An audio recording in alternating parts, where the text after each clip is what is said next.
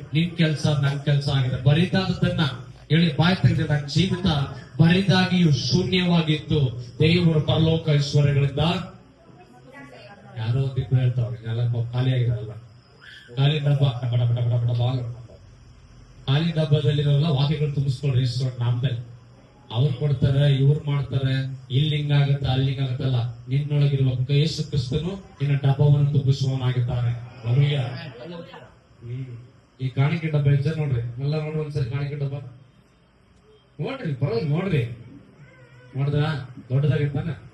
ಇವಾಗ ಯೋಚನೆ ಮಾಡೋಕೆ ಹೇಳ್ತಾರೆ, ಇದನ್ನ ಯಾಕೆ ಈ ತರ ಮಾಡಿಸಿಟ್ಟಿದೀವಿ ಅಂತ ಹೇಳಿದ್ರೆ, ಯಾರಿಗೆ ಯಾರು ಒಳ್ಳೇದಕ್ಕೋಸ್ಕರ,